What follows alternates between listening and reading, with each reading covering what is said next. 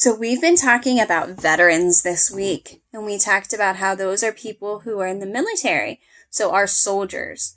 So our story today, the reason we're talking about that is because today is Veterans Day. That's a day when you should say thank you to all the people who served in the military.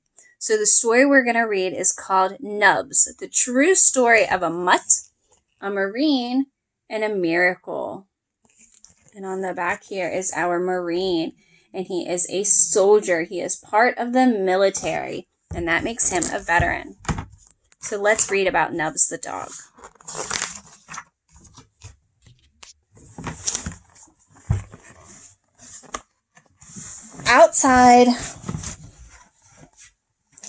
Outside a border fort in the desert of western Iraq, a small thin dog watched and waited.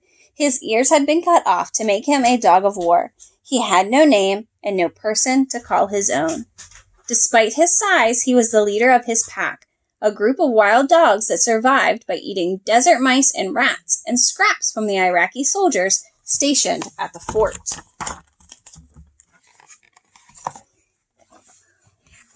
The other pack dogs raced to greet the men, but the dog without ears cautiously approached Brian, who knelt down on one knee to meet him.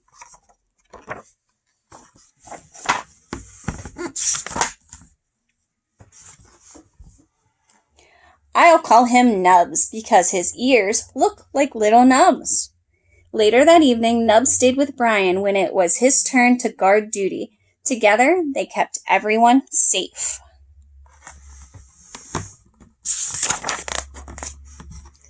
The next day, Brian gave Nubs an extra long belly rub. Then he stepped into his Humvee and he drove away.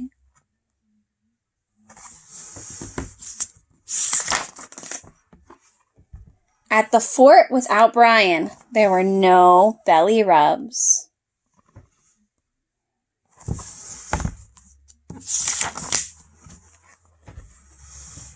Near the end of December, when the temperature dipped to a bone-chilling 30 degrees, the Humvees again rumbled up the border fort. The pack dogs ran to greet Brian, but not Nubs. He hung back and weak from a deep wound on his side.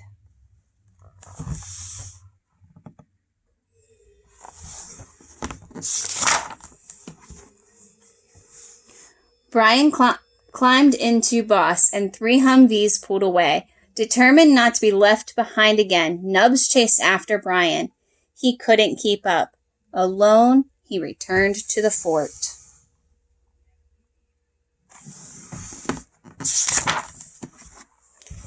Each night after the sun set over the desert, Nubs and Brian did their job together. Under an ice-black sky of 1,000 stars, they kept watch over everyone.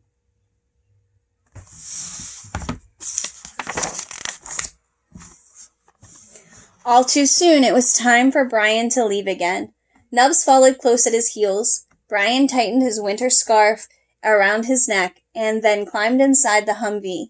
He leaned out and said to Nubs, you take care of yourself, buddy. The vehicles rolled across the desert slowly at first, then picking up speed, heading for the command outpost, far away from the border. Nubs cried as he chased them across the cold. Because of his wound, he could not keep up. He dropped to the ground, exhausted and completely alone. When Nubs sat up, Scout, Boss, and Chuck were out of sight. He struggled to his feet and began walking.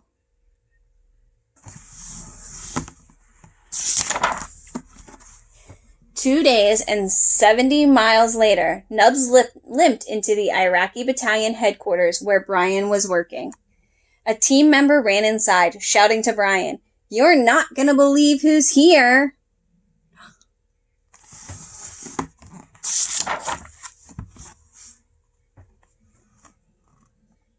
Nubs liked living at the command post with Brian's men and all the other soldiers. He proudly wore his collar the Marines had fashioned from woven bracelets sent to them from school children back home. He cheered up his new friends, collecting belly rubs and making them laugh, and even though he had his own doghouse, Most nights, Nubs curled up into the barracks with Brian and his team.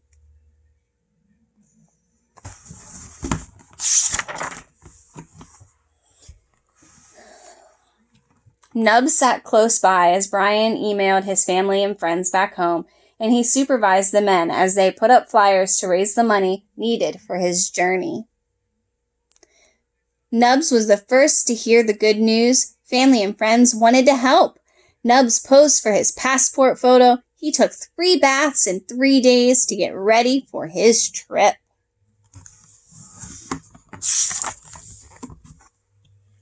On the last day, Brian packed Nubs' brown blanket and his favorite superhero toy. Brian made a leash for him out of rope. Nubs didn't play with anyone as he usually did. Instead, he sat quietly in the corner. When it was time to go, Brian scooped him up and put him in Boss. Together they drove to no man's land, the zone between Iraq and Jordan. There they met the brother of Brian's interpreter, who had agreed to help get Nubs from Jordan to the States. He was escorted by a Jordanian official.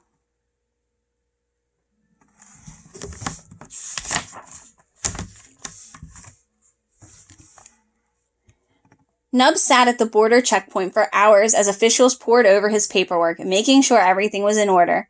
Finally, Nubs arrived in Amman, Jordan. The king of Jordan's veterinarian gave him the first checkup and shots. He stayed at the vet's kennels while his travel was being arranged.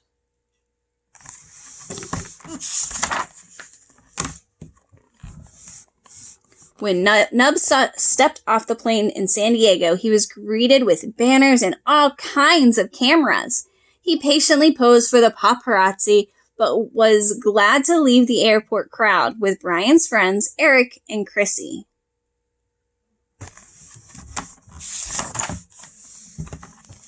On March 23rd, 2008, Eric and Chrissy drove Nubs to Camp Pendleton. The paparazzi were there again. Nubs waited and waited. When he finally saw Brian, he leaped into his arms and covered him with kisses. That was such a nice story. The puppy found his home with our soldier, the Marine. So now he's safe at home, and it's a happy ending. That was a great job listening to your story.